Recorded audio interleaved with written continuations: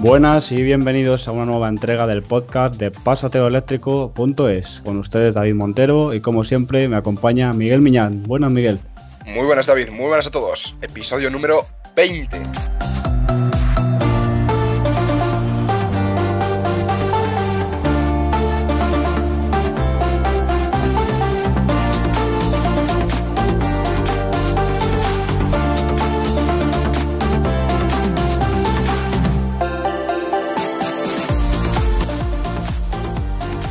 ...20 episodios ya, Miguel. ¿Quién iba a decir que íbamos a llegar tan lejos, ¿no? Y sobre todo gracias a esos oyentes que cada semana nos animan a seguir. Pues sí, la verdad es que desde aquí agradeceros a todos vuestro apoyo, que cada vez estamos creciendo más y oye, muchísimas gracias. Pues como siempre empezamos por las noticias.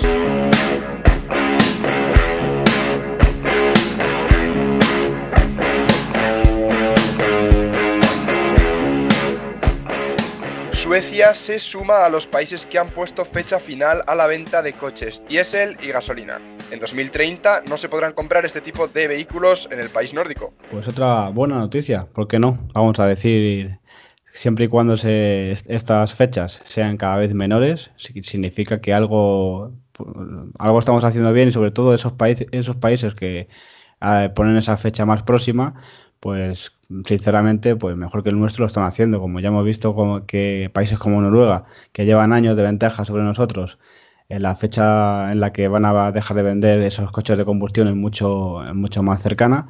Al final, esta semana estoy escuchando mucho eso de que al fin no podemos tener solamente coches eléctricos porque sería un caos y que no está la red preparada. Vamos a ver, si esté o no esté preparada, tenemos hasta 2030 o más en España para ponernos al día, ¿no? Entonces, pues yo creo que tenemos tiempo de sobra y que esto sí o sí va a llegar. Y noticias como esta, pues implican sobre todo y nos hacen ver que no es una cosa de un gobierno ni es una cosa de un país, sino que todos a la par, ¿no? Pues conseguimos eso que es limpiar el aire de nuestras ciudades y apostar por una tecnología que no contamina el aire de nuestras ciudades y nuestros países.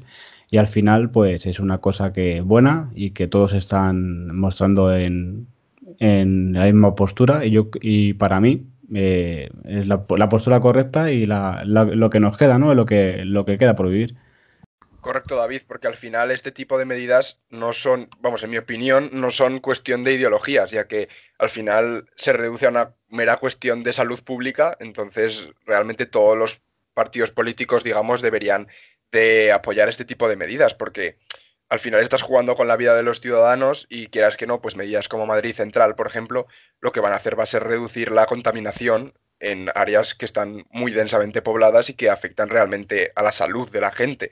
Entonces, por ejemplo, que países como Suecia se una a estas iniciativas de empezar a prohibir ya la venta de los vehículos diésel, bueno, de gasolina, es que hablamos diésel, pero bueno, en general diésel, gasolina e incluso gas también. Bueno, eso no lo pone, pero también se deberían de prohibir porque al final se contaminan exactamente lo mismo, según hemos visto en varios estudios. Entonces, yo creo que esto es cuestión de salud pública y de que debía ser tomado en cuenta pues por todos los gobiernos en general. Sí, como dijo Alberto Martínez, ¿no? Cuando lo tuvimos en nuestro podcast, el aire no entiende de colores, ¿no? Bueno, salvo del negro que tenemos últimamente en algunas ciudades. Pero sí, esto no es ideología. No fiéis de esas noticias que, por ejemplo, quieren llegar al ayuntamiento y partidos como el PP en Madrid ya han dicho, no, cuando lleguemos al ayuntamiento tranquilos que vamos a derrocar todas las leyes que ha puesto anticontaminación. Vamos a ver, esto es imposible, es mentira y es inviable. Son leyes que sí o sí tienen que existir si queremos, vamos, seguir respirando y si queremos seguir viviendo. Entonces, esto es unas leyes que están impuestas y además tenemos que cumplir unos márgenes de aquí a unos años sobre emisiones de CO2, si no estaríamos en una grave situación ambiental y económica, porque luego quien no cumpla tendrá que pagar esas multas y al final, pues lo que queremos conseguir es evitar esas muertes, ¿no? Que hay cada año miles por contaminación, que, que para un Estado, pues es mucho dinero, ¿no? Porque una muerte exige y lleva mucho dinero atrás, en gastos médicos y sobre todo en esa persona activa que ya no va a trabajar y va a ser un problema para la sociedad. Y si podemos evitar muertes por contaminación, los países pues seguramente tengan más recursos y ese dinero no lo pierdan. Claro, además, también es cierto que se puede tener una especie de debate sobre cómo eliminar los vehículos de diésel. Pues hay gente que opta por prohibirlos, pero también se puede, pues, en vez de eso, pues, ir aplicando poco a poco, pues, más impuestos y de esa forma, pues, también vas transicionando. En fin, se puede debatir se puede hacer de varias formas, pero lo que sí que estamos de acuerdo todos es que se debe hacer. Se debe de ir eliminando poco a poco la venta de vehículos diésel y gasolina para dentro de pocos años. Así es, y sobre todo pensando en el ciudadano, porque no me vale eso de ahora mismo los diésel ya no se pueden entrar a ciudades o ya el diésel te voy a penalizar con el litro a 5 euros, por ejemplo, Claro. porque si no das unas ayudas para que ese cambio sea factible para todas las personas, que sobre todo los que tienen un coche de 15 años y no tienen recursos para comprarse otro, pues esto no puede ser. He oído esta semana también, Miguel, que en Alemania, por ejemplo, no sé si eran 15.000 o 17.000 euros que daban por achatarrar tu coche diésel en Volkswagen. Claro, es que con este tipo de medidas, pues sí que puedes favorecer una transición al vehículo eléctrico, pero para gente que o bien se acaba de comprar un vehículo diésel o de gasolina, que te digan que no puedes entrar en una ciudad, pues puede ser un poco, en cierta manera, negativo para el usuario final. Entonces sí que es cierto que se podría, pues, ir poniendo aranceles, ir subiendo los impuestos a este tipo de vehículos que se están quedando anticuados y favorecer, por supuesto, siempre la compra de vehículos eléctricos que no contaminan realmente. Entonces, de esta forma, no estás, digamos, afectando directamente al consumidor final, al usuario final que se acaba de comprar un coche o que no tiene poder adquisitivo para actualizar su medio de transporte y, no es, y realmente así tienes en cuenta un poco a todo el mundo. Así es, y luego también tener una conciencia un poco social. En lo que no podemos permitir, aparte de que estos coches de combustión no estén en las ciudades en el 2030, no sé de cuánto es el parque ahora mismo en España, 24 millones de coches, lo que sea. No podemos tener después 24 millones de coches eléctricos porque esto no es un cambio hacia una movilidad sostenible. Esto tiene que ir a cada vez menos coches, mejor transporte público, coches autónomos y todo esto no podemos tener en una familia de 5 miembros 5 coches. Esto es insostenible y esta semana también, Miguel, me han pasado una noticia que en Canarias hay más coches que personas. Esto es imposible. Vale que hay muchas empresas de alquiler, pero la renta de personas censadas respecto a las matriculaciones en Canarias lo superan los coches a las personas. Esto es un futuro inviable, ya sea eléctrico o no. También tenemos que contar con que la movilidad va a cambiar, ¿no? Sí, además nosotros también desde aquí, como fomentamos una movilidad eléctrica sostenible, nosotros vemos muy bien, por ejemplo, iniciativas como el car sharing, que la verdad es que cuando compramos un coche, la mayor parte del tiempo realmente está parado el coche, porque vamos a trabajar, lo usamos 10 minutos y luego se queda ahí parado 8 horas y luego volvemos a casa otros 10 minutos, vamos a comprar o vamos al gimnasio o vamos al cine o lo que sea y luego se queda parado. Entonces realmente ese tiempo que está parado nosotros podríamos poner nuestro coche a disposición de otros clientes, por ejemplo, con sistemas pues, tipo, por ejemplo, el Autopilot, que hará de este tipo de sistemas de car sharing muchísimo más eficientes, muchísimo más seguros y realmente que nosotros podamos confiar y, aparte de sacar un rendimiento por nuestro coche, reducir muchísimo el parque automovilístico. Y sobre todo que no sea la compra de un coche no sea una tirar dinero, sino que encima sea una inversión. Porque si compras un coche que te sirve y cuando estás trabajando o estás en casa y no lo vas a usar, lo puede usar una persona y te genera un ingreso, pues eso sería bastante bueno porque ganamos todos, gana el planeta, gana el bolsillo y gana las personas y al final reducimos el número de coches porque todo el mundo puede acceder a un coche cuando quiera y no hace falta ese gasto y esa inversión en comprarlo. Completamente de acuerdo. Mira, David, vamos si quieres con la siguiente noticia, y es que la Unión Europea impulsa un proyecto para crear coches con 1.000 kilómetros de autonomía. Coches eléctricos, obviamente. Pues mira, esta noticia no la había escuchado todavía, pero yo sinceramente, Miguel, ¿crees que hace falta 1.000 kilómetros de autonomía en un coche? No, este debate creo que lo hemos tenido ya alguna vez aquí en el podcast, y es que realmente no es necesario, en mi opinión, vamos. Yo creo que esto es más que nada para evitar ese rango, ¿no? La ansiedad de rango, el range anxiety de mucha gente que parece ser que tiene esa cifra psicológica en la cabeza y que los coches tienen 1000 kilómetros de autonomía sí o sí, y si no, no me vale, si porque no tiene 1000 y eso es lo que necesito, cuando a lo mejor hace 100 al día. Pero bueno, si quiere ir de viaje necesita 1000 kilómetros porque hay mucha gente que es así, aunque esto no debe ser así, que no para. O sea, yo quiero hacer un viaje de Madrid a Barcelona, yo es que necesito un coche que me haga esos 700 kilómetros casi del tirón porque yo no paro. Bueno, aparte de que esto es inconcebible porque pones en riesgo a las demás personas, hay gente que es así y al final pues yo creo que necesitan saber que ese coche va a llegar a 1000 kilómetros de autonomía, cuando hay algunos térmicos que se quedan en 700, en 500 y que a no ser que sea un coche de gran tamaño, pocos térmicos también tienen 1000 kilómetros de autonomía. Entonces, a mí esto no me vale. Yo creo que una buena red de recarga con 400, 500 de autonomía, un coche eléctrico es suficiente, porque aparte a baratas costes no hace falta una batería tan grande y no es necesario, ¿no? No, absolutamente. Yo creo que lo que hace falta es una buena red de recarga y vehículos eléctricos, pues con 500, 600 kilómetros de autonomía, no necesitas absolutamente nada más. Porque además, si te vas, digamos, no, es que me quiero ir de viaje, pues por las montañas, por ejemplo, que no suele haber puntos de recarga rápida ni nada. Es que tú puedes ir a un hotel por la noche y te echas el cable por la ventana, abres la ventana, tiras el cable desde la habitación y cargas el coche. O sea, realmente no es necesario tener 1000 kilómetros de autonomía. Y luego está siempre el debate de no os preocupéis porque esto lo vamos a conseguir cuando venga el hidrógeno.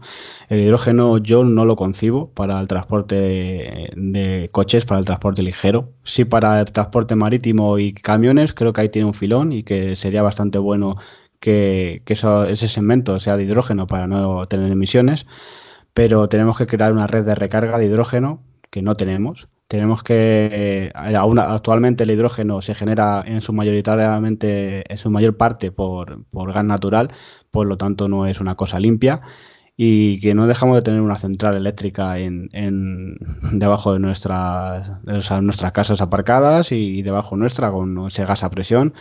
¿Qué quieres que te diga? Yo prefiero tener un coche eléctrico que lo cargo, ¿no? Que tiene esa batería como la de mi móvil y no tiene ese riesgo, ¿no? Para que pueda explotar. Ya lo dijo uno del experto que trabajó en Hidrógeno Aragón, Marco Ruperes, en este podcast, que no por seguridad es mucho más seguro pues un eléctrico. Y es lo que pasa, que con estas redes de recarga que sé que mucha gente quiere tener, si ya la tenemos, o sea, si ya hay enchufes por todos lados, ¿por qué Claro. tenemos que poner puntos de recarga de hidrógeno, de gas o de lo que sea? Si la red de recarga ya está ahí y es la mejor que hay porque ya está en todos lados, ¿no? Exacto, que además la tecnología del hidrógeno es, en mi opinión, complicar un paso más el vehículo, porque estás haciendo lo mismo que puedes hacer en una central pues, hidroeléctrica o eólica de generación de energía, pero en tu coche directamente. Y aparte de la gran inversión que hace falta para crear toda la infraestructura de conseguir el oxígeno, o sea, el hidrógeno, perdón, y después repartirlo a todas las hidrolineras, por llamarlo de alguna manera, realmente es muchísimo más eficiente y muchísimo más sencillo invertir el dinero que te va a costar el desarrollo de eso en crear puntos de carga a lo largo de todas las principales carreteras y ya está. No hace falta complicarse tanto la vida. Y luego es que encima nos quejaremos de lo que cuesta el coche, porque si ya se queja la gente de que un eléctrico es caro, tenemos el primer coche a la venta, que es el Hyundai Nexo, por 70.000 euros. Entonces, vamos a ver, ni una cosa ni otra. No podemos tener una tecnología que empeore las cosas y retrase mucho más esta transición hacia una movilidad eléctrica, ¿no? Porque tener un coche de 70.000 euros, un SUV, que dentro de nada va a salir el Kia Niro, que ahora diremos los precios, por menos de 40, pues esto no es. Sí me parece buena idea lo de Hyundai como experiencia piloto y que sirva para después para otros segmentos, pero yo no veo mayoritariamente coches de hidrógeno por las calles. Completamente de acuerdo. Mira, David, si quieres enlazamos así un poco con el tema de los precios, con los precios del Kia, que ya han salido. Y es que la versión del Kia Niro e-Niro Concept, con un motor de 135 caballos, va a partir de 35.500 euros. Y la versión Kia e-Niro Drive con un motor de 200 caballos, 40.500. Habrá que ver luego también las opciones con el pack Luxury que te viene algunos extras más, pero son precios ya muy competitivos. Un coche que es bastante grande, ya para una familia vale, tiene un buen maletero, es amplio por dentro y un coche que para viajar pues te pueda ofrecer esos más de 400 kilómetros de autonomía con su luego carga rápida, que está bastante bien. Yo tengo muchas ganas de probar este coche, probé el anterior híbrido enchufable y la verdad que me gustó bastante la tecnología que tiene Kia, cómo va el coche y sobre todo el habitáculo y la maniobrabilidad. Y entonces yo quiero probar este eléctrico 100%, que pronto seguro que lo veremos y nos lo dejará Kia. Creo que sale a partir de mayo, estará disponible. Y es un coche que va a cambiar un poco ya lo que tenemos hasta ahora visto de eléctricos, porque ya van a empezar a haber más modelos, más asequibles, con más autonomía, y va a ser un punto de inflexión, ¿no? Este Kia Eniro, que como ahora vamos a ver en la entrevista que tenemos esta semana, mucha gente se lo está planteando ya hasta para el sector, para el taxi, ¿no? Sí, mira, David, tendrá una autonomía más o menos de unos 450 kilómetros y podrá cargar con carga rápida hasta 77 kilovatios de potencia en corriente continua y podrá usar pues la red Ionity, por ejemplo. Exacto, tendrá ese cargador CCS2 con el MNX tipo 2, ya estandarizado europeo, y con carga rápida y con la gran red de recarga que de aquí a este año y el que viene ya se promete que se va a hacer, pues es un coche que aparte de esa gran autonomía, en una parada prácticamente vas a cualquier lado y haces un Madrid-Barcelona parando una vez a repostar, a recargar. Pues sí, son muy buenas noticias y acabamos, si quieres, David, cerramos con Porsche, que revela nuevos detalles del Taycan y confirma su presentación para septiembre. Pues un modelo que no va a ser mayoritario, como ya sabemos, es un Porsche. Es bastante bonito, ¿no? Y recuerda un poco el frontal, no sé si te recuerda, Miguel, a un Rooster nuevo, de Tesla. A la nueva versión, sí, sí, sí, sí, sí. Exacto, así blanco en la foto, la primera foto que hemos visto, con los faros rectangulares alargados y que promete mucho, ¿no? Esto es una apuesta muy grande de Porsche, que al final ya se ha metido de lleno en los eléctricos, tecnología la tiene, recordemos que pertenece al grupo Volkswagen y que si ya el Panamera híbrido enchufable, cuando le ves impresiona, ¿no? Y un Porsche que ya tiene tecnología eléctrica, este va a estar también a la par y va a ser esos clientes de Porsche que al final están también esperando a ver qué máquina saca eléctrica su marca, pues veremos unos acabados increíbles, una deportividad que ya la gente que se quejaba de que los coches eléctricos no daban sensaciones o que no eran deportivos, este puede ser también otro cambio, ¿no? De esta marca y otro punto de inflexión para que la gente que en otro segmento, en el segmento ya de personas que tengan mayor poder adquisitivo y que busquen sensaciones y coches deportivos eléctricos, pues tengan ese Taycan que, como sabemos, va a salir sin conducción autónoma, creo, los primeros modelos. Sí, estuvimos, creo que lo comentamos en un podcast hace poco que habían dejado un poco de lado la conducción autónoma. Hablando de deportividad, podrá acelerar, se rumorea, que acelerará de 0 a 100 en 3,5 segundos. Tendrá una autonomía de unos 500 kilómetros con una batería de entre 90 y 95 kilovatios hora y el precio pues rondará unos 100.000 euros. Bueno, un precio que no parece descabellado, ¿no? Después No. de las prestaciones que tiene, equiparables o incluso más barato que un Model S P100D. Y al final es un coche que las sensaciones que va a tener son de un súper deportivo, que también hemos visto que no sabemos si probablemente o en un futuro, no sabemos si la primera versión tenga esa recarga a más de 350 kilovatios, ¿no? Con esas mangueras refrigeradas. 350 kilovatios que yo creo que podrá cargar el 80% en unos 15 minutos, una cosa así, lo cual será una ventaja para este nuevo Porsche que, vamos, ningún coche eléctrico de momento. Sí, yo creo que lo de la conducción autónoma es Porsche, no se quiere pillar las manos, no quiere de salir a las noticias y no quiere mala publicidad. Entonces, hasta que no tenga sus marcas filiales Audi, Volkswagen, etcétera, probado y como experiencia piloto esa conducción autónoma última que va a llegar, no va a pasar a Porsche porque sabemos que es una marca de prestigio y no quiere poner una tecnología en pañales todavía de que tiene la marca en un coche que va a ser para un coche bastante, o sea, bastante en un segmento ya que es como es un coche que vale 100.000 euros, pues acaparar portadas con malas noticias no es algo que quiera la marca, ¿no? No, y además, bueno, tendremos que esperar a septiembre para ver todos los detalles sobre este Taycan. Pues lo veremos y lo comentaremos como siempre aquí, Miguel. Por supuesto, David. Así que yo creo que hasta aquí las noticias. Sí, esta semana también hemos tenido bastante actualidad, como siempre, y pronto en marzo también tendremos el Salón de Ginebra, que por ejemplo ya ha dicho Honda que va a presentar su versión ya definitiva del Urban, y bastantes presentaciones que se esperan, como siempre, como el año pasado ya fue casi un salón eléctrico. Muchas ganas de que llegue Ginebra y ver qué novedades nos esperan de aquí a los futuros años, ¿no?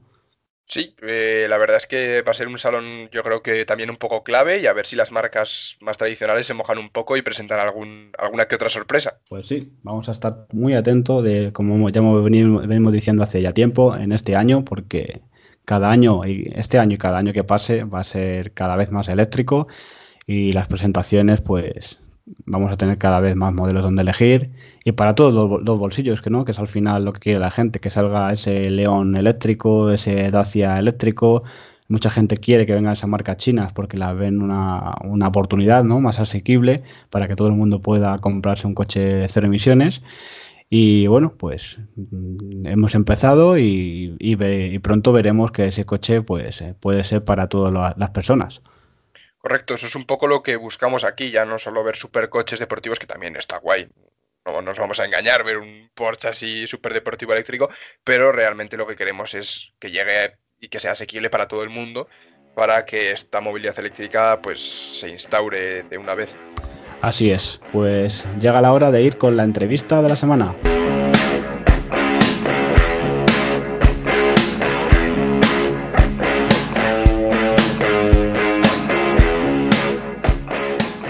Hoy en la entrevista de la semana contamos con Roberto San José, nada más y nada menos que el primer taxista eléctrico de toda España. Se animó en octubre de 2011 a ser un pionero en esto de la movilidad eléctrica en la provincia de Valladolid y sobre todo pues en un sector que estaba todavía, como es el eléctrico, muy desconocido y sobre todo en taxis. Y Roberto pues fue el pionero y esa persona que inició todo este movimiento eléctrico y también pues darle las gracias por haber sido pionero en coger su primer taxi eléctrico y por seguir sobre todo su carrera participando por la movilidad eléctrica. Así que sin más dilación, buenas, Roberto. Hola, buenas tardes, David. Bueno, encantado que estés en este podcast y que nos puedas transmitir tus conocimientos y sobre todo tu experiencia desde el sector profesional con un eléctrico. Bueno, especialmente para el sector del taxis, que todos sabemos que además está pasando una crisis de trabajo y tanto particulares también porque, bueno, pues es un vehículo que se puede utilizar tanto a nivel particular como a nivel profesional. Vamos a ese octubre de 2011. ¿Por qué te animaste a comprar un eléctrico y sobre todo por qué te animaste a comprar un eléctrico no para tu uso particular o para tu uso profesional como es el taxi? Bueno, evidentemente fue un tema económico. O sea, yo cuando estuve viendo el vehículo, le estuve probando, sí que es verdad que el precio de adquisición era bastante elevado, pero bueno, yo hice mis números y lo sorprendente es que yo me había gastado en el anterior taxi, que era un vehículo de combustión, un Volkswagen Touran, me había gastado en recorrer 320.000 kilómetros la friolera de 30.000 euros, que era justo lo que me costaba a mí el coche descontando la subvención de aquella época, que eran 6.000 euros. Con lo cual, evidentemente, si yo me había gastado el mismo dinero en combustible, solo en combustible, sin contar reparaciones o mantenimientos, digamos, pues la decisión estaba tomada. Y además tenía la ventaja de que, bueno, en aquella época ya había instalado en Valladolid un punto de carga en la propia concesión de Nissan, de carga rápida, quiero decir, con lo cual, bueno, aunque sí es verdad que la autonomía del vehículo, siendo la primera generación, era un poco limitada, pero para un Valladolid, que las distancias son cortas pues era perfectamente viable. ¿Tenías más alternativas? Aparte de ese Nissan Leaf de 24 kilovatios hora, ¿había otra disponibilidad en el mercado? Pues no, porque sí que es verdad que yo ya llevaba tiempo siguiendo un poco el tema de los vehículos eléctricos y se hablaba, se comentaba el tema del BYD, pero realmente no había venido a España todavía. Se comentaba que era un vehículo que tenía 300 kilómetros de autonomía, pero bueno, pues en China sí que estaba funcionando, pero a Europa todavía no, y concretamente a España no había llegado. Con lo cual, realmente, quitando el Ion, que tampoco es un vehículo homologable para el taxi porque son 4 plazas, pues era la única alternativa. Y yo la verdad que le vi, me gustó, y hice los números y vamos, estaba clarísimo. Sí, además es una época que estaba iniciándose en España. Si ahora hay pocos puntos de carga, imaginaos en 2011. Y luego ese Nissan Leaf como pionero. Ya también estaba por ahí circulando ese Renault Fluence, pero yo creo que para el taxi no ha sido de mucho agrado por su escaso maletero, ya que la batería estaba bastante elevada, ¿no? Efectivamente, el Fluence, bueno, pues para taxi no lo conocía realmente y tampoco tenía la autonomía del Leaf. Y luego es eso, que te quita mucho el maletero, te come mucho maletero. ¿Cómo ha sido esos primeros momentos con ese Nissan Leaf? Sobre todo el de cara a la gente cuando se montaba en ese taxi eléctrico. ¿Cómo llegó todo lo de comprar el primer taxi eléctrico en España? ¿Cómo lo aceptó la gente en Valladolid? Bueno, fue un poco de casualidad. O sea, realmente yo no sabía que iba a ser el primero. Yo cuando hice en su día el pedido a la Nissan, eh, pensaba que, lógicamente, ciudades como Madrid o Barcelona ya habrían unidades funcionando y, bueno, pues lo sorprendente es cuando desde la propia Nissan me comunicaron que no, que iba a ser el primer taxi. Yo, bueno, lo que es la conducción, pues sorprendente, o sea, es una maravilla, es totalmente diferente a lo que te puedas imaginar, hasta que no pruebas un vehículo eléctrico no sabes lo que es. O sea, el placer de conducir un vehículo eléctrico que no hace ruido, que no pega tirones, la aceleración es instantánea, pues eso es una experiencia que hasta que no lo pruebas no lo sabes.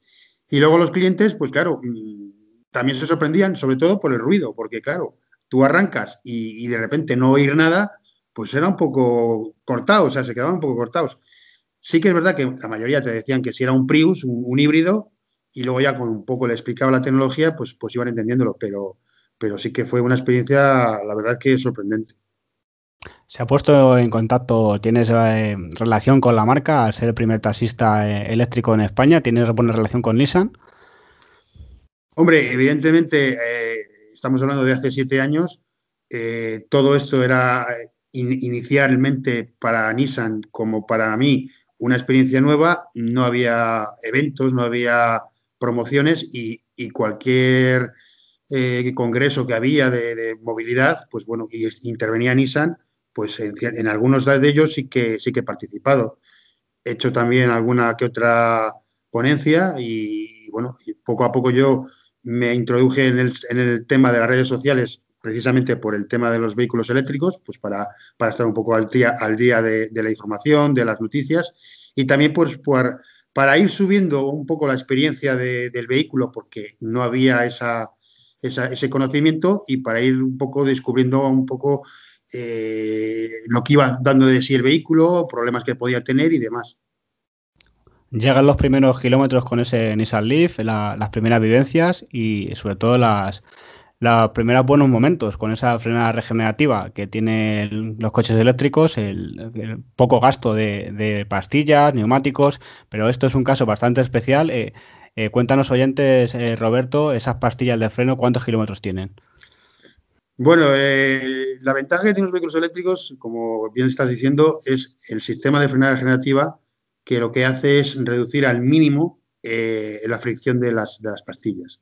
Con lo cual, pues el vehículo ahora mismo tiene 368.000 kilómetros, las pastillas siguen siendo las originales, no están gastadas ni siquiera al 50% y posiblemente no sé si llegará a cambiarlas algún día, porque al paso que va no se van a cambiar.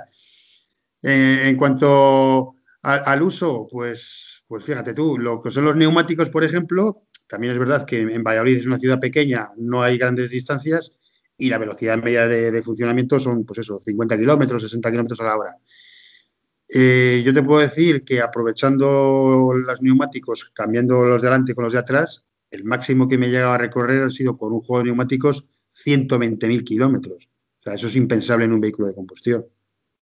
La verdad que es un ahorro en cuanto a pastillas, mantenimientos, neumáticos y al final el precio de compra con esa pequeña ayuda que dieron de esos 6.000 euros, al final para alguien que vive del coche, que su trabajo depende de ese coche, pues no tiene comparación a un vehículo de combustión y nos lo dicen bastantes también taxistas en Madrid, que es increíble lo que han ahorrado y sobre todo en calidad de vida, que antes tenían que hacer a lo mejor más kilómetros para pagar ese combustible, para pagar esas averías y ahora hay alguno que incluso ha reducido su jornada de trabajo y puede dedicar más tiempo a la familia por menos gastos que tiene su trabajo. Efectivamente, o sea, yo siempre lo que hago, y es una cosa que sí que quiero que la gente lo entienda, es que hay que ver el vehículo eléctrico, aunque sí que es verdad que es más caro, pero hay que verlo como una inversión, no como un gasto. O sea, tú lo que tienes que ver es que estás invirtiendo en un producto que a lo largo de los años te va a ir dando una rentabilidad que tú vas a ir amortizando y lo vas viendo mes a mes, por no decir día a día. Para que te hagas una idea y un poco la gente lo pueda entender, es como si tú en tu casa pones placas solares. Evidentemente, el coste de instalación de esas placas solares es la inversión, pero tú al cabo del mes vas a ir viendo cómo la factura de la luz te va a ir reduciendo. Pues en el vehículo eléctrico es exactamente igual. Tú vas a hacer una inversión inicial de la adquisición del coche, pero mes a mes en la factura de la luz vas a ir viendo que es muchísimo menos que el gasoil. Y de cara, para que los oyentes sepan, de cara a la batería, que ha sido muy cuestionado este sistema sobre Nissan, sobre el Nissan Leaf, la refrigeración pasiva, debido a que se ha visto que las cargas rápidas pueden dañarla. Cuéntanos un poco cómo ha sido esa degradación de la batería en todos estos años que has tenido el coche, hasta el punto que llegaremos a decir ahora qué ha pasado con esa batería. Bueno, a ver, hay una cosa que está clara, o sea, la degradación de todas las baterías del mercado de vehículos eléctricos, que la gran mayoría son de litio, se van degradando. Evidentemente, el primer factor que influye en la degradación de la batería es la temperatura. Hablamos de temperatura excesiva o grandes subidas de temperatura. ¿Qué ocurre? El Nissan Leaf tiene un sistema que es como dices, refrigeración pasiva, con lo cual no mantiene la temperatura constante en la temperatura óptima de trabajo, que son sobre 25 o 30 grados. Todo lo que sea por encima de esa temperatura, pues se va a costa de la degradación de la batería. La gran ventaja es que donde vivo yo, que es en la zona de Valladolid, pues no tenemos esas temperaturas tan elevadas como puede pasar pues, en Sevilla, Valencia, lo que es el tema de Andalucía. Con lo cual, pues yo no he sufrido tanto esa degradación. Luego también hay otra cosa que está muy clara con el paso del tiempo se ha demostrado. Las baterías, independientemente del tema de la temperatura, de la subida de temperatura, influye mucho el uso intensivo. Con lo cual, aunque tú no utilices el coche, aunque tú no hagas kilómetros con el coche, con el paso del tiempo también se va degradando. Con lo cual, al final, de lo que se trata es de hacer el mayor número posible de kilómetros en el menor tiempo posible. Ventaja, un taxi hace muchos kilómetros a lo largo del año. Con lo cual, digamos que yo no he sufrido tanto esa degradación como lo puede sufrir a lo mejor un usuario que a lo mejor haga 15 o 20 kilómetros al día. Yo hago a lo mejor 200 o 150, a lo largo del año son 50.000. Realmente yo he sufrido mucha menos degradación que personas que tienen muchísimo menos kilómetros. Entonces, todos esos factores influyen en la degradación de la batería. Luego también, la ventaja es que como no son grandes distancias y no he tenido tampoco que hacer varias cargas rápidas a lo largo del día, aunque hagas una, no pasa nada. De hecho, en su día yo estuve consultando con Nissan y me dijeron que por hacer una carga diaria no hay ningún problema. El problema es cuando haces varias cargas rápidas seguidas. Es cuando puede venir el problema. ¿Por qué? Porque de media, cuando tú haces una carga rápida, la temperatura de las celdas van a subir 8 grados. Claro, 8 grados no pasa nada, pero si ya son 16, cada vez va subiendo. Y además que ese CHAdeMO, esa carga rápida de Nissan, Pues tampoco es un problema de cara a un taxi en Valladolid, porque en realidad lo que te limita por temperatura cuando lleva muchos chademos, cuando hace mucho calor en el exterior, esa temperatura ambiente, es la potencia. Antes de que pase nada grave, el propio coche limita esa potencia y evita que llegue a más y que se rompa algún componente. Por lo tanto, no es que la batería se pueda degradar más o menos, tiene unos factores de temperatura tanto en baja como en alta que se puede llegar a degradar, pero lo que has dicho, con un CHAdeMO, con una carga rápida al día, yo creo que no hay ningún problema y ya lo has demostrado. Te ha durado 7 años esa batería y más de 350.000 kilómetros, entonces es increíble. Sí, yo la batería la he cambiado hace 2 meses aproximadamente. Se cambió con 354.000 kilómetros, ya llevaba 7 años. Y bueno, evidentemente ya había sufrido una degradación brutal, o sea, estamos hablando de que tenía realmente aproximadamente un 42% de carga útil y en cuanto a autonomía estamos hablando de una autonomía real de aproximadamente 50 kilómetros. Evidentemente 50 kilómetros para un particular pues a lo mejor es suficiente porque si al cabo del día hace 20 o 30 kilómetros no tiene problema.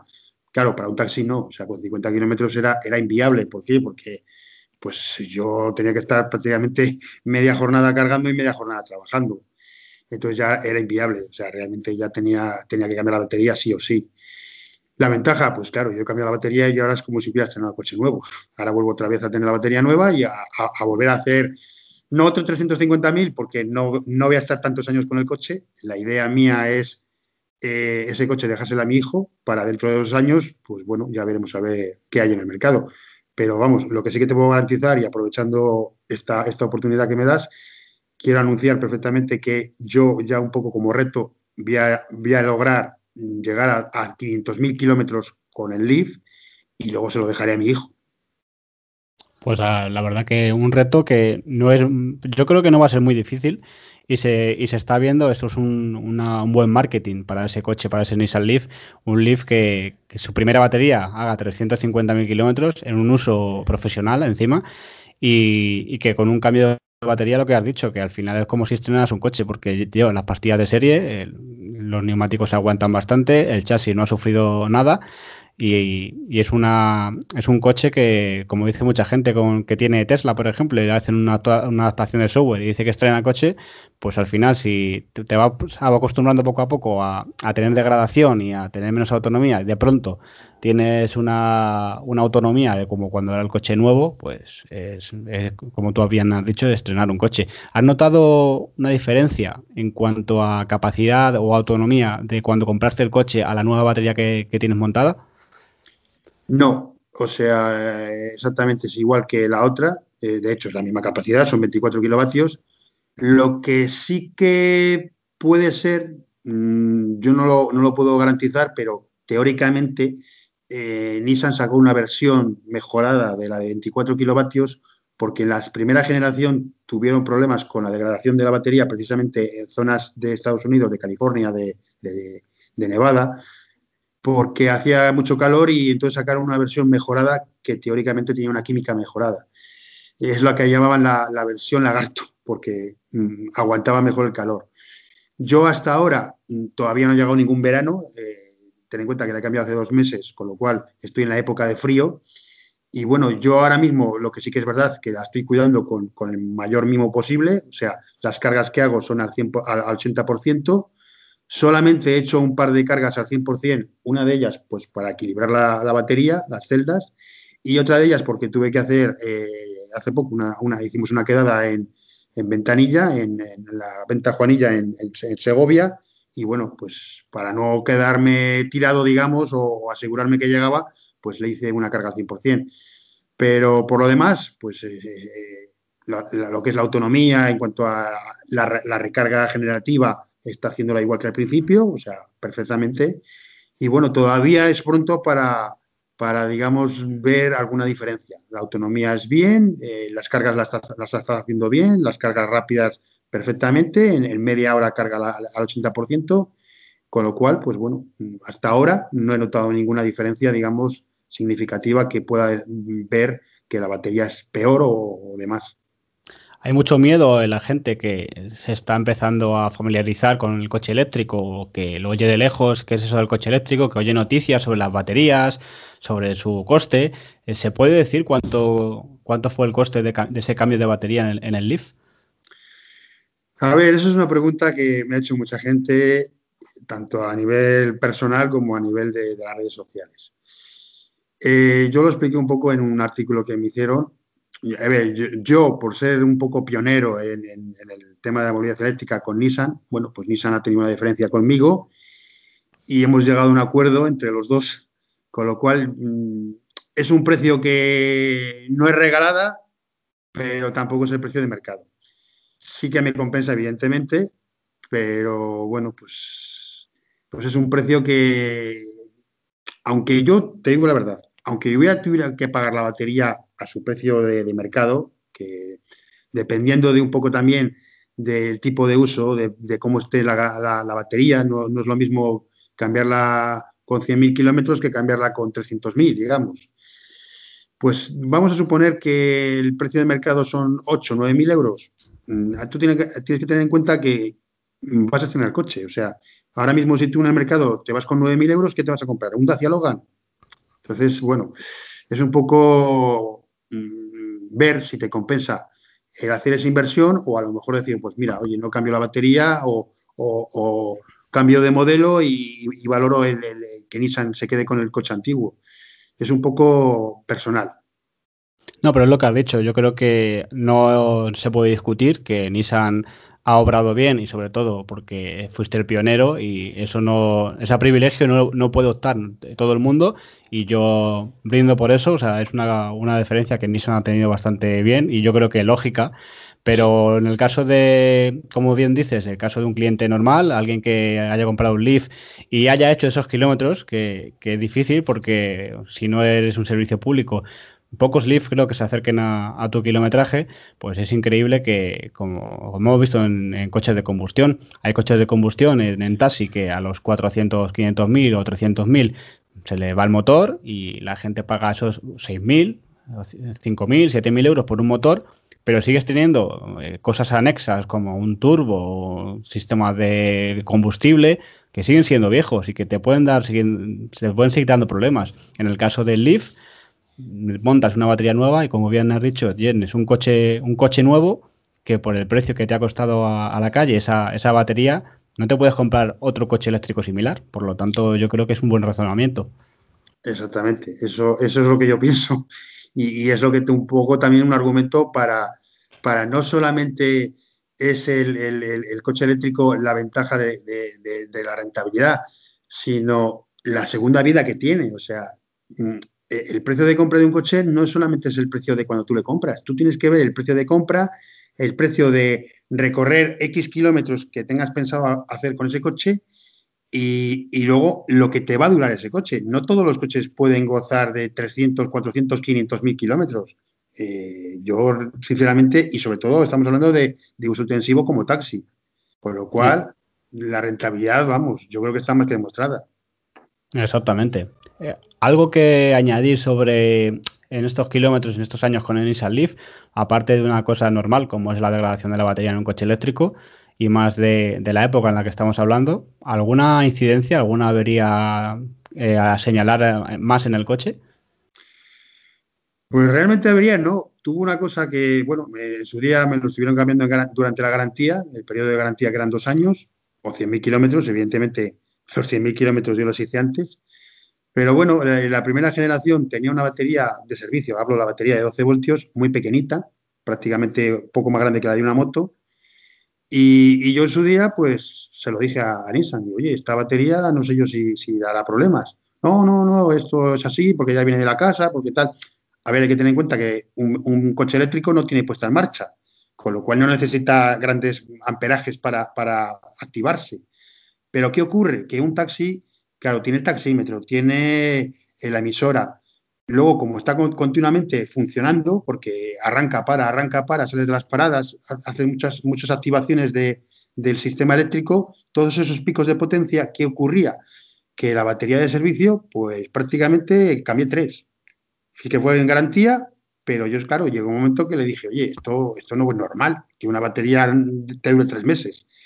Y al final optamos por poner una de mayor tamaño y al final quedó solucionado el tema. De hecho, en el modelo del 2013 ya la cambiaron y la pusieron una batería de mayor tamaño, con lo cual es una cosa que también hay que tener en cuenta que cuando Nissan saca un coche, claro, no lo saca específicamente para taxi, lo saca a nivel mundial para cualquier usuario. ¿Qué ocurría? Que como taxis no había en el mercado, no habían hecho tantos kilómetros, pues no sabían un poco el servicio que iba a dar esa batería. Y sí que es verdad que se ha notado eso, esa pequeña avería, pero bueno, yo lo denomino como fallo de diseño. Por lo demás, pues nada más. O sea, eh, aunque parezca increíble, te puedo decir que lo que es el mantenimiento de mi coche son 15 euros. O sea, yo lo único que tengo que cambiar del coche es el filtro de aire acondicionado, que tiene un coste de 15, del filtro del polen, que tiene un coste de 15 euros. Por lo demás, no tengo que cambiar nada más, porque no lleva nada, no lleva aceite, no lleva filtros, no lleva nada. No tiene ningún. Es más, en su día, cuando el coche tenía 200.000 kilómetros, yo estuve hablando con un técnico de Nissan y dije, oye, digo, el sistema de engranajes de lo que es la transmisión, aunque no lleva caja de cambios, pero dije, bueno, eso lleva ahí un líquido de tipo valvolina, digo, eso habrá que cambiarlo. Y me estuvo diciendo que no, que esos vienen sellados desde fábrica y que tiene una garantía de por vida. Digo, pues vale, o sea, que ni eso, ni siquiera, no tienes que cambiar la lubricación de la transmisión. Sí, hay fabricantes que, como todo, por ejemplo, un Volkswagen y Golf, tampoco se cambia nunca ese líquido de transmisión, es de por vida. Por lo tanto, también añadimos un contaminante menos. Y el líquido de refrigeración es más de lo mismo, es de por vida, no es como por ejemplo Tesla, que sí tiene intervalo de mantenimiento de ese líquido de refrigeración y tampoco se cambia, por lo tanto también es mucho más económico para el cliente y al final lo que has dicho, pues son ese filtro de habitáculo, ese filtro de polvo y polen y poco más, pero yo no veo que esto sea una cosa, como has dicho, una avería aparte que está cubierta en garantía. No veo que sea un fallo, aparte de que Nissan está empezando y sobre todo en 2011 pocos son los que se animaban a hacer un coche eléctrico y con pues una avería que sea un cambio de batería de más capacidad de 12 voltios, pues para mí no es una avería. ¿Y quién le iba a decir a un taxista, ¿no? Que en 7 años de coche iba a tener cero averías, iba a tener cero gastos porque no tiene filtro de combustible, ni de aire, ni tiene bujías, ni tiene que cambiar líquido anticongelante, ni aceites, ¿no? Y al final, pues es un ahorro increíble porque, lo que hemos dicho, coche de combustión empieza a fallar sus sistemas anticontaminación, a los 200.000 kilómetros más o menos los nuevos diésel ya tienen que cambiar ese filtro de partículas porque está saturado, pues bravo por Nissan y sobre todo porque yo he hablado con varios taxistas en Madrid que tienen el Leaf de 30 kilovatios hora y de 24 kilovatios hora como es el tuyo y me dicen todos lo mismo, que no han cambiado nada ni se les ha variado nada en el coche.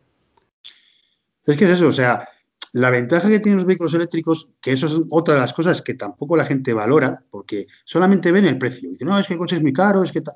Vamos a ver, eh, tú tienes que ver también la tranquilidad, sobre todo cuando es un profesional, que es tu medio de vida, del despreocuparte de que el coche va a tener problemas, de que yo cada día que me levanto tranquilamente, bajo al coche, al garaje, cojo el coche y salgo a trabajar con la mayor tranquilidad del mundo. Y el coche tiene los kilómetros que tiene.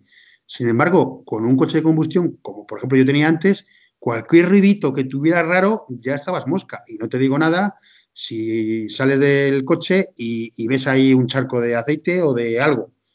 Y eso hay que valorarlo también, o sea, y sobre todo las empresas. Digamos que hay que ver que es un arma de trabajo que te va a dar una rentabilidad porque no vas a tener el coche parado. O sea, el tener el coche en el taller te cuesta la reparación más el tiempo que tiene ese coche en el taller. Es tiempo perdido, tiempo que no estás trabajando. Entonces, todas estas cosas hay que tenerlas en cuenta. ¿Tienes alguna idea de cuál será tu próximo coche eléctrico como taxi o tienes alguna preferencia? Porque luego que se pueda homologar será otra historia, ¿no?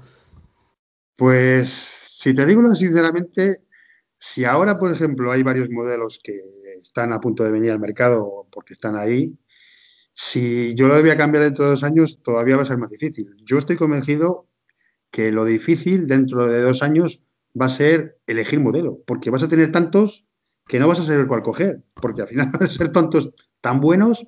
A ver, evidentemente todos vamos a pensar en Tesla. Está claro, Tesla siempre le vas a tener ahí. Pero claro, es que estamos hablando de que hoy en día, ya a día de hoy, estamos hablando de que hay modelos con 64 kilovatios, que tienen 450 kilómetros de autonomía. Todos estamos pensando pues en el Kona, el Ioniq, incluso hasta, yo qué sé, si me apuras, hay un modelo que me gusta mucho, pero bueno, no sabemos lo que va a costar en el mercado ni demás. Pero, por ejemplo, Polestar, que hace poco estaba leyendo información, el Polestar 2, estamos hablando de un vehículo ya, pues eso, con 400 y pico kilómetros de autonomía y con una garantía de que es un fabricante de calidad. Luego hay otros fabricantes que, bueno, aunque todavía no sabemos al final cuál va a ser su propuesta, pero tenemos el Volkswagen ID, el modelo que mínimo estamos hablando de 50 kilovatios. O sea, realmente lo difícil va a ser elegir modelo, porque vas a tener tantos que no vas a saber cuál coger. Y sobre todo, la ventaja de que vas a tener variedad en cuanto al tipo. Puedes coger turismo, puedes coger tipo sub, tipo berlina. O sea, gracias a Dios vamos a tener cada vez más versiones, más competencia, con lo cual también los precios más ajustados. Es lo que llevamos diciendo desde que hemos empezado esta nueva temporada en 2019 del podcast, que vienen unos años en que al final pues se va a cubrir esa oferta y al final la gente va a poder elegir qué coche eléctrico quiere y de qué segmento lo quiere, porque va a haber en todos los modelos, todas las marcas y todos los segmentos para satisfacer al público que lleva pidiendo modelos desde hace mucho tiempo y no como hace, imagínate en tu época, Roberto, en 2011, ¿qué alternativas tenías? ¿El Leaf o Leaf, ¿no? Y Efectivamente. al final imagínate que das el paso y te sigues quedando con la marca, te sigues quedando con Nissan y yo qué sé, por poner un ejemplo, ese nuevo Leaf que se ha anunciado de 62 kilovatios hora, es como tener más de dos coches juntos como el que tienes ahora en cuanto a autonomía. Efectivamente, ahí está. Y bueno, no solamente el Leaf, es que tienes también la marca, digamos, premium de Nissan, que estamos hablando de Infiniti. Infiniti también tiene un vehículo eléctrico a las puertas. O sea, en el año entre el 2021 y 2022 vamos a tener una gama de vehículos enorme, con lo cual vas a poder elegir lo que quieras. Yo me acuerdo todavía cuando empecé que la gente me decía, bueno, ¿qué tal el vehículo eléctrico y tal? ¿Qué tal con el coche? Y digo, mira, yo sinceramente el día que estos coches tuvieran una autonomía de 300 kilómetros reales, que ya lo tienen incluso más, estamos hablando ya de los Niros, ya tienen 450, digo, es que es totalmente diferente, no tiene nada que ver. Y luego además hay que tener en cuenta que de aquí a 2 años la red de carga va a cambiar de la noche a la mañana. O sea, ya estamos viendo que cada vez hay más instalaciones de puntos de carga, cosa que, claro, cuando yo empecé, pues era un poco la aventura. O sea, yo, por ejemplo, el viaje más largo que he hecho con el coche ha sido ir a Pamplona. Claro, en aquella época yo la única solución que tenía era parar en Burgos y en Vitoria. Pero es que hoy en día, aparte de que la autonomía te da para llegar de un tirón, tienes muchísimo más autonomía, tienes muchísima más red de carga. Con lo cual, hoy en día quizás el único problema es, pues eso, que bajen los precios.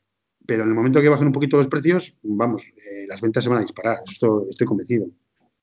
Llegará pronto el día en que podamos salir de viaje con un eléctrico sin mirar antes o programar la ruta, ¿no? Pues al final yo creo que todo llega, igual que ahora el de combustión sale sin preocuparse de nada porque sabe que va a haber gasolineras, pues pronto vamos a ver esa salida sin tener que programar ese viaje con un eléctrico. ¿Cómo ves el panorama en Valladolid? ¿Algún compañero más se ha animado o sigue siendo el único taxista en Valladolid eléctrico? No, aquí ya somos tres. Aquí ya somos tres. Yo fui el primero con el Leaf. Luego hay otro compañero que tiene un Kia Soul que lleva aproximadamente un año y pico. Y recientemente, el año pasado, creo que llevará como 4 meses o por ahí, aproximadamente. No, menos. Yo creo que tiene 6.000 kilómetros. Hace poco lo he visto que tiene el Leaf nuevo, el Leaf de 40 kilovatios. Bueno, pues sí que han metido varios Ioniq, pero los Iónicos que han metido son híbridos normales, no son híbridos enchufables. Yo estoy convencido que cuando venga el Niro, que es un vehículo que para taxi es muy bueno por tamaño, por tipo de vehículo, es muy compacto y además la carrocería es bonita. Yo creo que cuando venga el Niro eléctrico, ese va a ser un coche que realmente sí que se va a introducir en el mundo del taxi. De hecho, aquí en Valladolid, como híbrido normal de taxis, están metiendo muchos y cada vez más, con lo cual, hasta que venga el de 60 kilovatios de Nissan, yo creo que sí que se van a animar.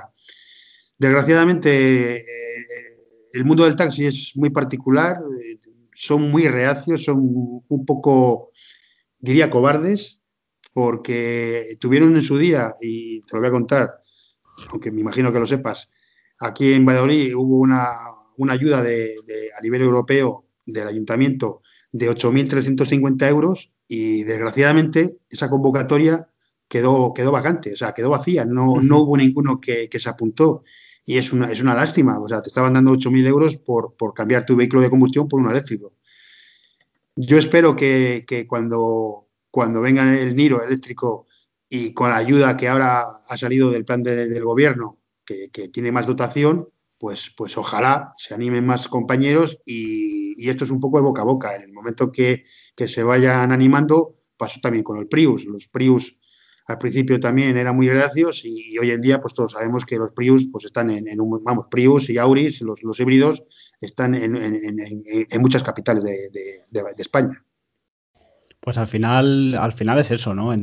Crear una escuela y ser un pionero lleva riesgos, pero al final yo creo que si no hubiera dado el paso, y sobre todo en los años que lo diste, no se hubiera animado ningún compañero como hay ahora, ¿no? Con ese Soul y con ese Leaf nuevo, y seguro que les has hecho has llevado a la voz cantante, ¿no? Y has sido su mentor, y seguro que te han preguntado o antes de comprar el coche han consultado directamente, como ya saben que estabas tú por ahí, las dudas que tuvieran las han solventado viendo que ya había un taxi eléctrico en Valladolid. Efectivamente.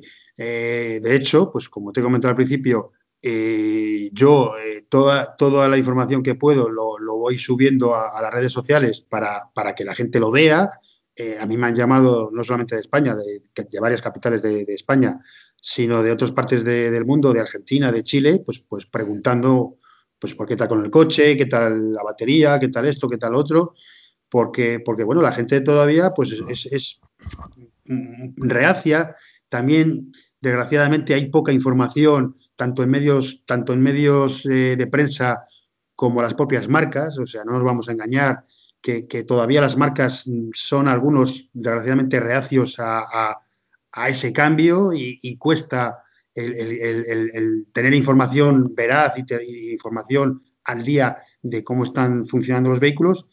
Y bueno, es un poco la labor que tengo, o sea, una labor de divulgación y ir un poco contando la experiencia y sobre todo, pues eso, caso real, o sea, no estamos hablando de teoría, sino que yo siempre digo lo mismo, digo, es que el coche está ahí. O sea, yo no, mejor prueba que el coche tiene 370.000 kilómetros y está funcionando, pues yo creo que es lo mejor que se puede hacer.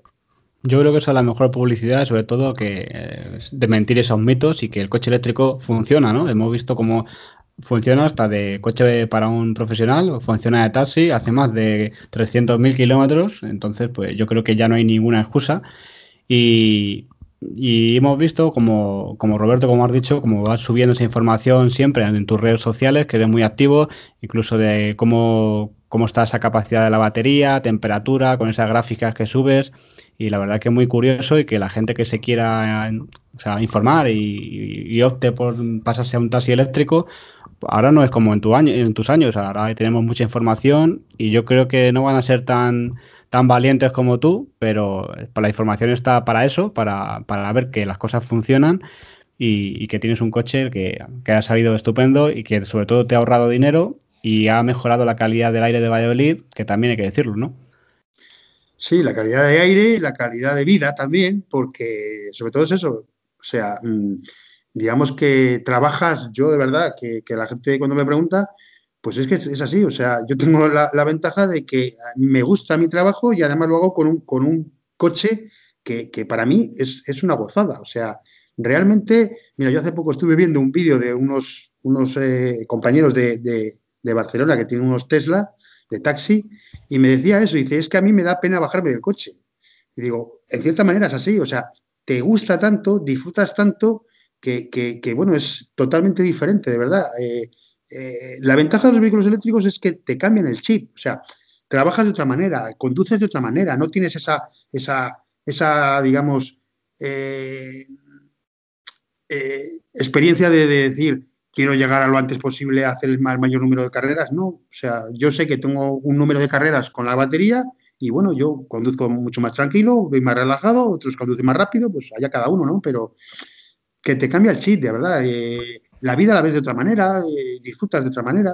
Entonces, Efectivamente. Mucha menos agresividad al volante, vas pensando otras cosas, haciendo consumos, es más divertido, yo creo, ¿no? sí, te vuelve mucho más eficiente y luego es eso, ves que dices, bueno, pues sí, ¿qué gano yo con ir a toda velocidad para llegar al semáforo el primero? Pues no, pues voy más tranquilo y vas intentando un poco también, pues eso, tus propios retos, de decir, bueno, pues a ver si consigo llegar con más autonomía o a ver si consigo bajar el consumo a lo mínimo posible. Todas estas cosas, bueno, pues hace que veas la vida de otra manera y luego evidentemente estás contribuyendo a una mejor calidad de vida del aire de tu ciudad. Aunque es un poco utópico, pero claro, hay que pensar que dentro de 15, 20 años las ciudades van a estar llenas de coches eléctricos y ahora no te digo nada lo que es el transporte, de autobuses, con lo cual sería ideal, sería icónico. Conducir un coche eléctrico es eso, es estar contento porque estás conduciendo un coche que no emite nada porque no tiene tubo de escape, estás mejorando esa calidad del aire, como hemos dicho, y en cierto modo, pues quien conduce un coche eléctrico yo creo que puede llegar a ese grado de ser más feliz al saber que el coche con el que se está desplazando no tiene tanto impacto ambiental, ¿no? como lo tiene otro. Y sobre todo, a quien nos gusta, a nosotros que somos apasionados de los coches eléctricos, ya el coche no es algo para ir de un punto A a un punto B. Yo creo que nuestros coches eléctricos no es un miembro más de la familia, se podría decir. Pues sí, y sobre todo en mi caso porque es donde más horas estoy. Entonces al final es como si fuera mi casa, prácticamente, porque Tu despacho.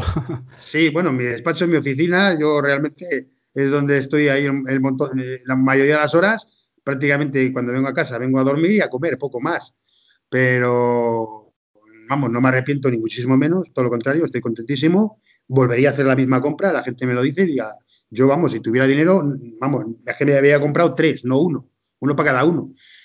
Y siempre digo lo mismo, o sea, la mejor compra que he podido hacer en toda mi vida. Te aseguro que al haber hecho la inversión en el vehículo eléctrico ha sido la mejor compra que he hecho. Y bueno, pues seguiré durante muchos años, eso está claro. ¿Dónde te puede encontrar la gente que quiera informarse sobre tus andanzas y sobre todo sobre tu experiencia con ese coche eléctrico de Nissan Leaf Taxi? ¿Dónde podemos seguirte en redes sociales para que cualquiera que quiera contactarte o ver simplemente tus publicaciones pueda hacerlo? Bueno, pues a través de Facebook, en la página de Roberto San José o Brubaker Nissan también. En Twitter, en la página Taxi Nissan Leaf. En LinkedIn, en Roberto San José y en Google Más, en Roberto San José. O sea que es fácil de encontrar. Dejaremos por aquí de todas formas en la descripción, tanto en iVoox como en las demás plataformas y YouTube, por lo menos alguna de tus redes sociales para que la gente se anime, ¿no? Y te siga y sepa cuáles son tus andanzas. Y sobre todo decir, y muchas gracias por haber estado en nuestro podcast, Roberto, y que sean mucho más y que nos cuentes, que vengas sobre todo con tu experiencia de esos 500.000 kilómetros de ese Nissan Leaf y tus próximos coches, ¿no? Que volvamos a contar con ello. Sí, o sea, yo voy a estar aquí, evidentemente. Yo este año sí que te puedo decir que llegaré a los 400.000, porque ya ahora estoy ya rozando los 370, con lo cual este año llegaré a 400.000 y la idea es llegar a 500.000. Yo el coche seguiré con él, o sea, le tendrá a mi hijo, yo seguiré subiendo vídeos del Leaf y bueno, no sé al final qué coche tendré el día de mañana, pero vamos, que yo voy a seguir subiendo experiencias y para cualquier duda o cualquier consulta que tengáis, pues en las redes sociales y bueno, también tengo correo electrónico, que no me he dado cuenta de decírtelo, que es taxi038@gmail.com por si queréis hacerme alguna consulta o demás. Y bueno, pues estoy aquí a vuestra disposición y bueno, pues para cualquier consulta y encantado de poder colaborar en todo lo que es la difusión y el conocimiento de los vehículos eléctricos. Os lo he dicho, muchas gracias por asistir y te deseamos todo lo mejor. Un fuerte abrazo y ya sabéis, Roberto San José, primer taxi eléctrico en España. Pues vamos con ese correo que nos manda cada semana los oyentes, con esas dudas o esas preguntas que nos hacen a podcast@pasateloeléctrico.es. Y esta semana es bastante interesante, Miguel.